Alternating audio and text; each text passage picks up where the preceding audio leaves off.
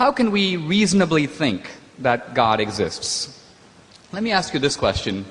Scientists who begin to look at the universe ask themselves this question: why does the universe have the rules that it does? Why does the universe operate according to the particular dials and parameters it has?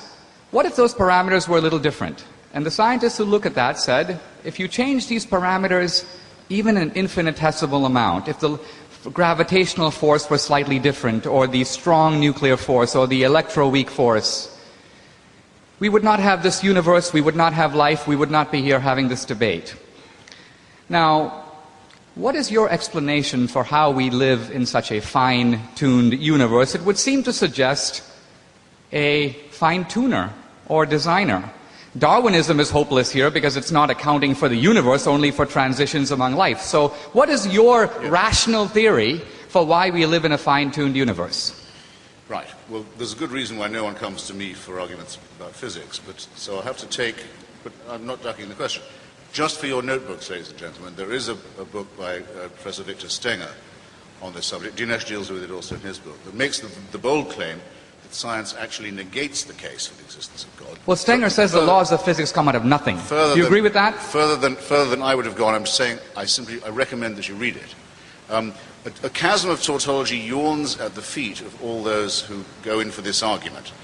Richard Dawkins actually said to me once he thought it was the most interesting argument he'd so far heard or encountered in all the debates we've all had with the faithful. And it is, because there's something extraordinary about it. Of course, also appeals to us, because anything that says to us, you might not have been here, but you are, so that must be something majestic, is obviously appealing to us. It's sometimes known as anthropocentric. Look at the consequences. Look at an example just in the suburb of this argument where we happen to live.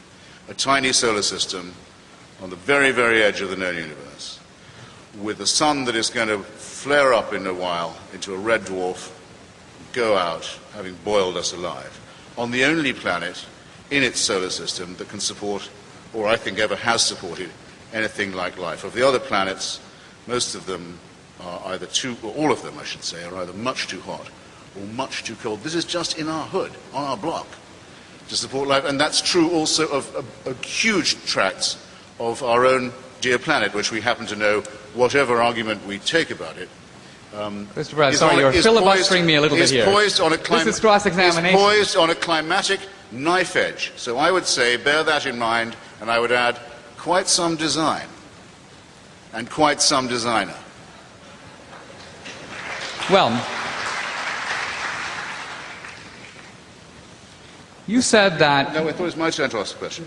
Yeah. Well, actually, I will forego my question to you if you'll re-ask your question to me about atheist tyrannies and massacres. And I won't take too much time on it.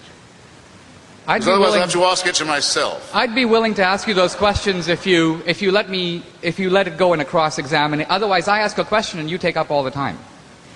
Well, no, that's why I was asking... That's why I was asking you if that condition would seem fair. I mean, I must answer the question which you have asked me in one of your contributions. Shall we leave it for a... Let me do it this way. How about if I put the ball in your court, you pose the questions to me on this topic, and we can go back and forth? All right, then. Okay. On this question, then, of atheists and secular dictatorships that I'm only just mentioning, has it ever struck you that the original totalitarian movement of the 20th century, the one that actually invented the term totalitarianism, popularized it, claimed it for itself, the movement of Mussolini, Franco, Salazar, the Ustasha in Croatia, Father Tiso in Slovakia, you'll see where I'm going with this now, was basically only another term for the Catholic right wing. There's nothing secular about fascism. If there had been, the Vatican would not have signed treaties and concordats with all of the movements and governments that fascism created. I don't think I need to waste very much more time on that. There's a big literature on it. The Church keeps on apologizing for this, as for its engagements with similar political movements and governments in Latin America after the Second World War, after the main battle against fascism was over. The German version of this is not the same. It's quite clear that Hitler disliked Christianity, though he never repudiated his Catholicism, praised the Church in Mein Kampf, asked for his birthday to be celebrated, which it was every year in every Catholic church in Germany by the order of the Vatican. And Christopher, my turn? Well, wait. Just in view of this, in view of the fact that not one person, according to Paul Johnson, Catholic historian known to you, I think has praised your work, up to 50% of the Waffen-SS were confessing Catholics, none of whom were ever threatened with excommunication for their activities. The only Nazi I know of to be excommunicated by the Roman Catholic Church was Joseph Goebbels. And do you want to know why that was? Do you want to guess? He married a Protestant. Magda Goebbels was a Protestant. The church said, excuse me, we do have our standards. All right. This is not secularism, Dinesh, and it's quite false to say. And it's actually, there's an insinuation in it that I reject and resent. It's quite false to say that these are the outcomes of secular politics. Thank you. When I first came to America, well, rather, wouldn't you say? It's supposed to be a question.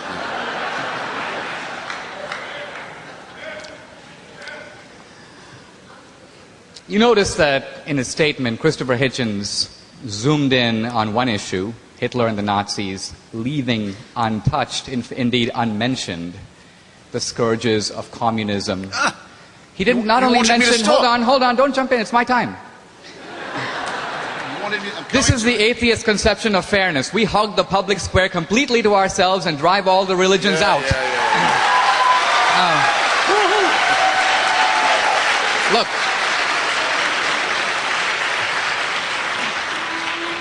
You wanted me to stop. I need about 2 minutes to answer you. Okay, fine. Not only did he not mention Stalin, not only did he not mention Mao, he didn't mention Pol Pot, Ceausescu, Fidel Castro, Kim Jong-il. Now, Richard Dawkins in The God Delusion says, well, there's a big difference.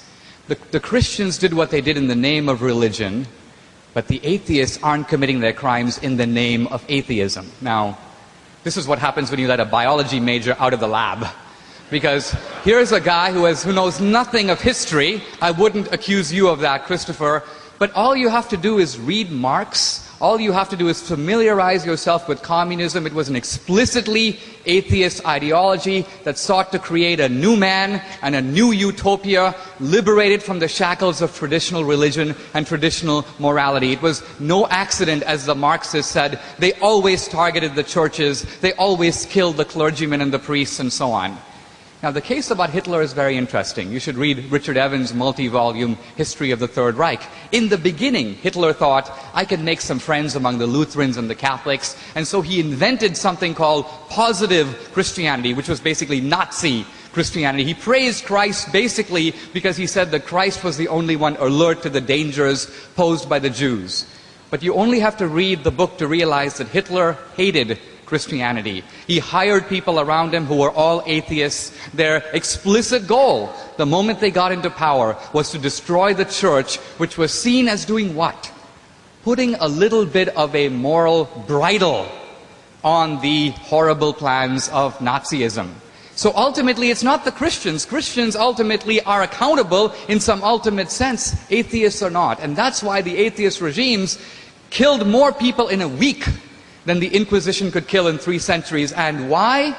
Because of the maxim stated by Dostoevsky and the brothers Karamazov, if God is not, everything is permitted.